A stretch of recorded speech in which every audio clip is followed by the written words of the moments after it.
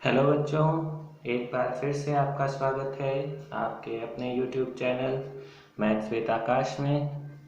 आज हम वर्गीकृत बारंबारता बंटन से माध्य ज्ञात करना सीखेंगे। तो वर्गीकृत बारंबारता बंटन से माध्य ज्ञात करने की बहुत सारी विधियां हैं। इनमें से जिस विधि का हम आज अध्ययन करने जा रहे हैं उसका नाम है प्रत्यक्ष विधि। तो प्रत्यक्ष विधि के द्वारा हम माध्य कैसे ज्ञात करते हैं उसके लिए हमारे सामने एक उदाहरण है कि कक्षा के 100 विद्यार्थियों के प्राप्तांक इस सारणी में दर्शाए गए हैं। हमें प्राप्तांकों का माध्य ज्ञात करना है। ठीक है, तो पहले सारणी को समझ लेते हैं कि जैसे कि प्राप्तांक हैं 0 से 20 और विद्यार्थियों की संख्या 18।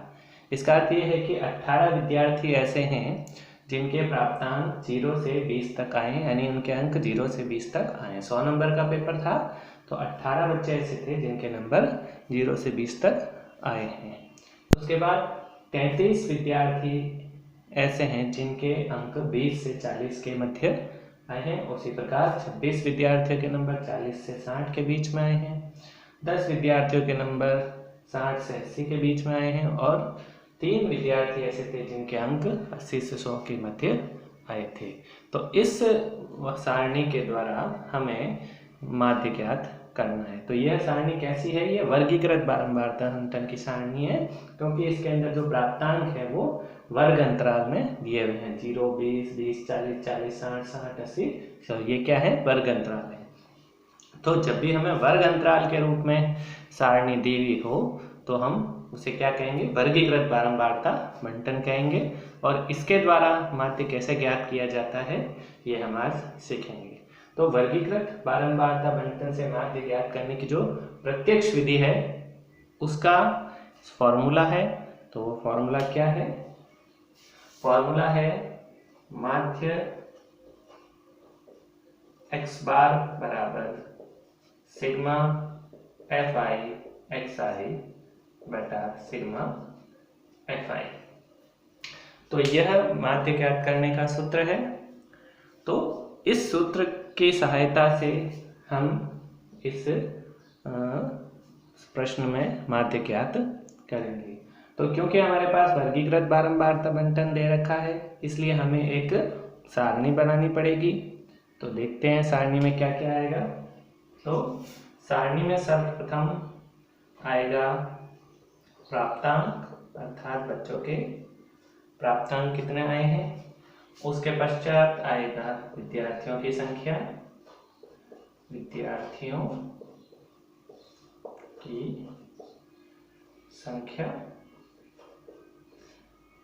उसके विद्यार्थियों की जो संख्या है वह हमारी क्या हो जाएगी?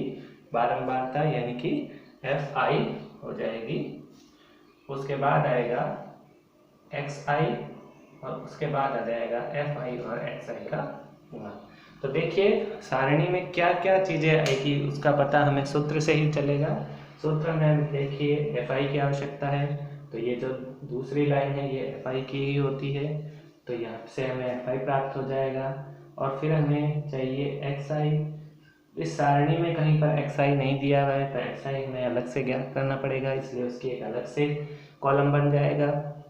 और fi और xi का गुणा, तो fi और xi का गुणा करके हम इस चौथे कॉलम में लिख देंगे। तो इस तरह से हमें सूत्र के द्वारा ही यह पता लगेगा कि हमारी सारणी में कितने कॉलम होंगे और कौन से कॉलम होंगे।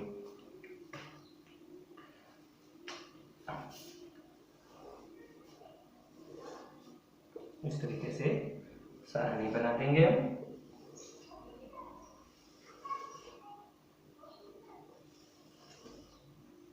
तो पहले दो कॉलम तो हमें सारणी से ही प्राप्त हो जाएंगे। तो 0, 20, 20, 40, 40, 60, 60, 80, 80, 100।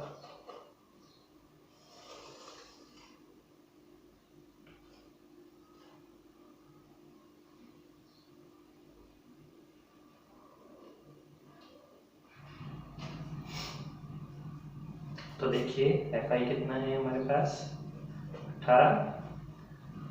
33, 26, 10 और 3। तो FI हमने यहाँ से लिख लिया पहले कॉलम में ये सारी चीजें से, तो पहले 2 कॉलम हमें प्रश्न से ही प्राप्त हो जाएंगे। अब बारी आती है XI की। XI क्या है? XI को हम बोलते हैं करणीय चिन्ह। तो करणीय चिन्ह कैसे निकाला जाता है, उसके लिए हमें देखना है कि जो वर्ग अंतराल है, वर्ग अंतराल हमारे पास जैसे 0 और 20 है, तो इनकी निम्न सीमा यानी कि 0 और उच्च सीमा यानी कि 20, इन दोनों को जोड़ना है और 2 का भाग देना है। तो 0 और 20 को जोड़ने पर आएगा 20, और 20 में यदि 2 का भाग देंगे तो आएगा 10। तो यहाँ पर आ जाएगा 10। इसी प्रकार यदि हम 20 और 40 को जोड़ेंगे तो आएगा 60, और 60 में यदि 2 का भाग लगाएंगे तो आएगा 30। इसी प्रकार 40 और 60 को जोड़ने पर आएगा 100, और 100 में 2 का भाग लगाने पर आ जाएगा 50। इसी प्रकार 60 और 80 की जोड़ आएगी 140, 140 में 2 का भाग देंगे तो आएगा 70, और 80 और 100 को जोड़ने पर आएगा हमारे पास 180, और 180 में यदि हम 2 का भाग देंगे तो आएगा 90।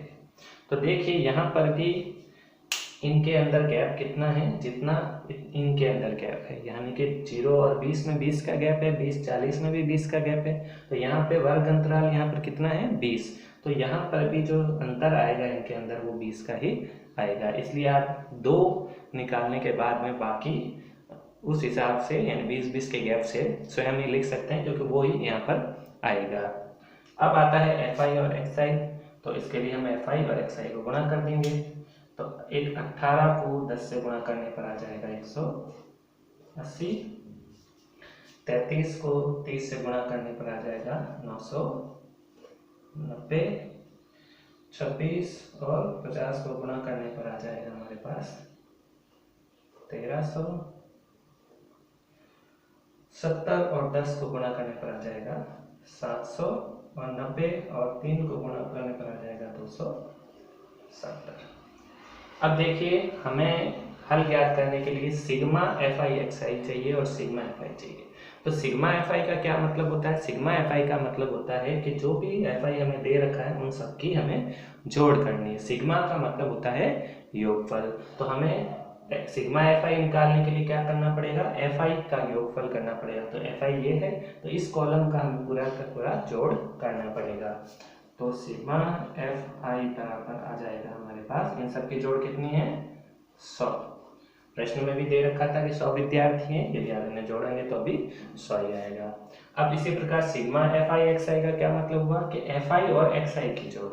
तो FI XI ये वाला कॉलम है, तो इस कॉलम की हम जोड़ कर लेंगे। तो सिग्मा FI XI बराबर हमारे पास आ जाएगा 3440। तो इन सब के जोड़ करने पर हमारे पास क्या आ जाएगा? 3440 आ जाएगा। तो हम अब सूत्र में मान रख देते हैं। तो हमारे पास है x बार बराबर सिग्मा FI XI बटा सिग्मा FI। तो सिग्मा FI XI हमारे पास है 3440, तो यहाँ लिख देंगे 3440, और हमारे पास सिग्मा FI है 100, तो यहाँ पे बटे में लिख देंगे 100। 0 से 0 कट जाएगा, 344 में 10 का भाग देने पर आएगा 34.4। तो इस प्रकार हमारे पास माध्य कितना आ गया? 34.40 भी इसे कह सकते हैं। तो इस प्रकार से देखिए प्रत्यक्ष विधि के द्वारा हम माध्य ज्ञात करते हैं। 4 कॉलम बनेंगे, पहला और दूसरा कॉलम हमें प्रश्न से ही प्राप्त हो जाएगा। तीसरा कॉलम करणीय चिन्ह यानी XI का होगा, जो कि हम वर्ग अंतराल की उच्च सीमा और निम्न सीमा को जोड़ेंगे, 2 का भाग लगाने से हमें ये कॉलम प्राप्त हो जाएगा। उसके बाद हमें FI और XI यानी कि इन दोनों कॉलम की संख्याओं का गुणा करके FI और XI प्राप्त करना है। FI XI की जोड़ प्राप्त करनी है, FI की जोड़ प्राप्त करनी है, और इस सामान्य से सूत्र में रखनी है, इससे कि हमारा जो है वो माध्य ज्ञात हो जाएगा। आई होप आपको ये चीज़ समझ में आई होगी। आपका इस सवाल के संबंध में या इस विधि के संबंध में कोई प्रश्न हो तो कमेंट बॉक्स में ज़रूर लिखें। Thank you very much.